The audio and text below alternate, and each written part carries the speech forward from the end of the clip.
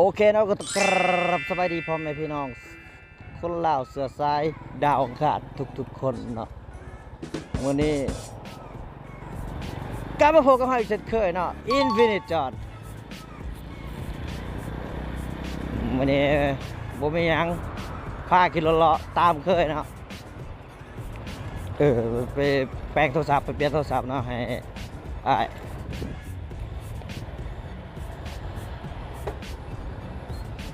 ลามีผู้สาวให้เบิ่งอยู่บ่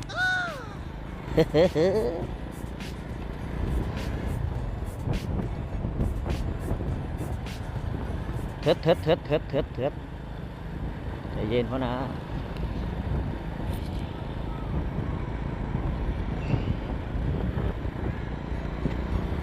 ใจเย็นพ่อนะ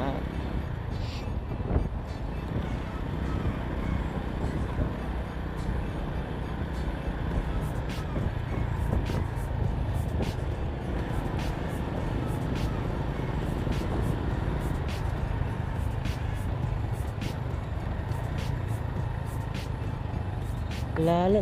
าโอ้แบบหูหรือว่ามาไต่ไฟถาคุณนะ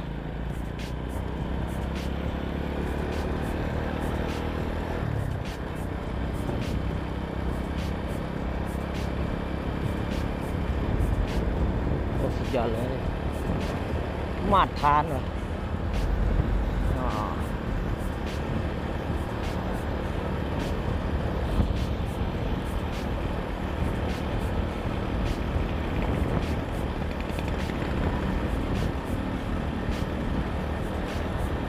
อุ้ยมาดทานว่ะแม่กับลูก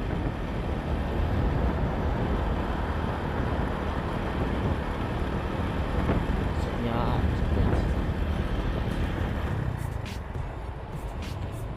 โอ้แบบหูว่ามาเลยเว้ยเปิดไฟก็ทาเลยธรรมดาเฮานี่มันสุดยอดเลยเฮานี่จังหวะนี้ก็จะได้แซงไปหนึ่งแซงไปอีกโอ้สุดยอด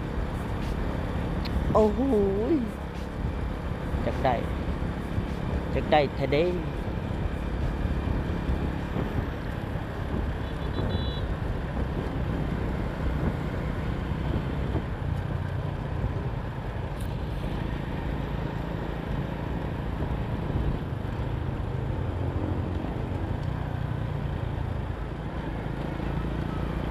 อาจจะไปแปลงโทรศัพท์เนาะ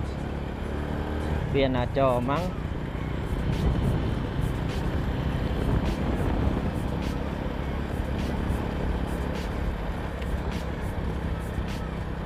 นี่คือยังว้าวมาทานว่ะเฮ้ยผู้สาวเฮ้ย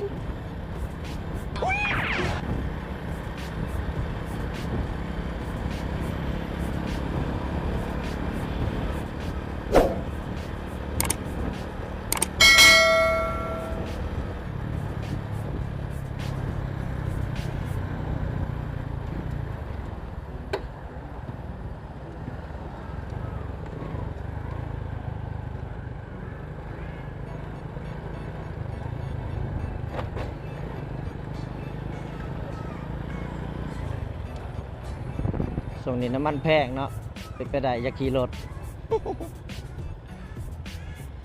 แพงทุกอย่างยกเว้นเงินเดือน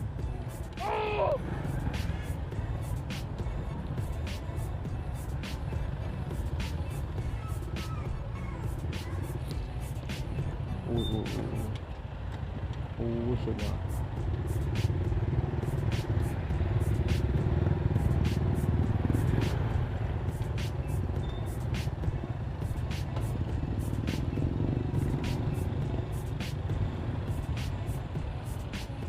บ่มีทางไปกันเลย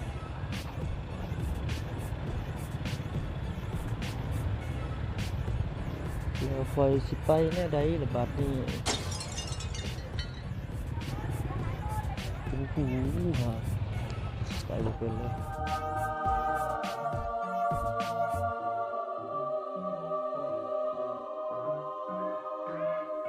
โ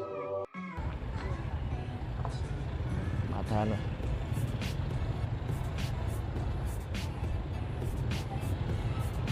เลยไปชีวิตนี่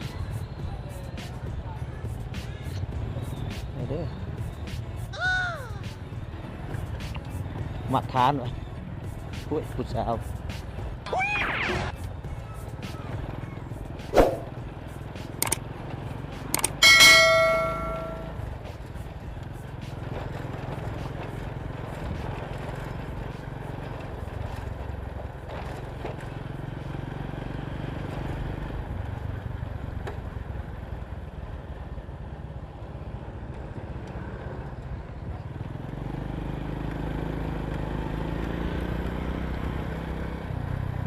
เอาเนาะทุกคนเดี๋ยวเราแปลงโทรศัพท์กัน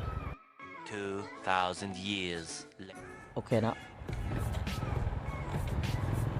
แปลงโทรศัพท์เป็นที่เรียบร้อยเมื่อวันนี้ฝากกินละในหนึ่ง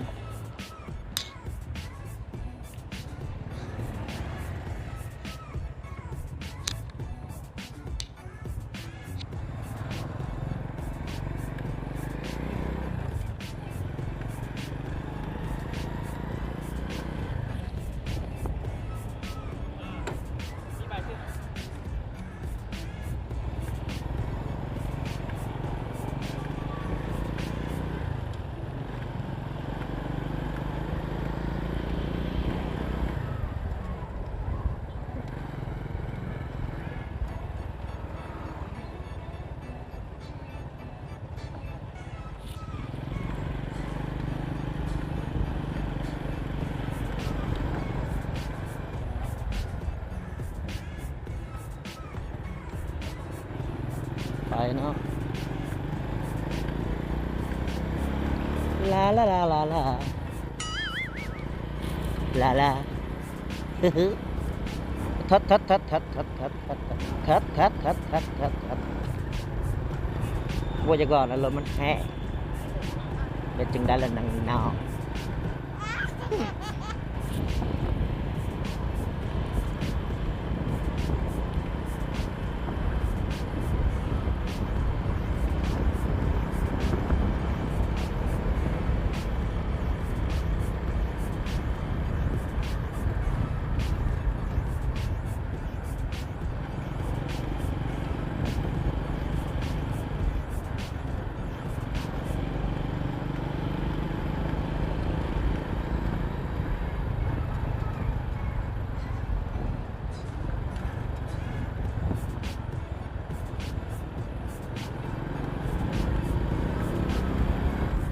แซงไป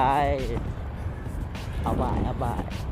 จากเสาไฟหนึ่งเอาบ่ายเฮ้ยหยอกหยอกหยอกหยอกหยอกหยอกได้เด้อไอ้สัส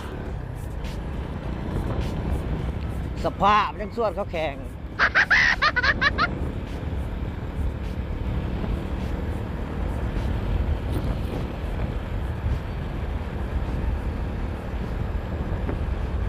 อุ้ย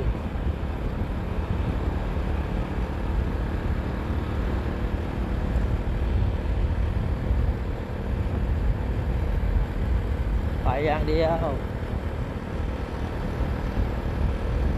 ยิงยาวๆเนี่ย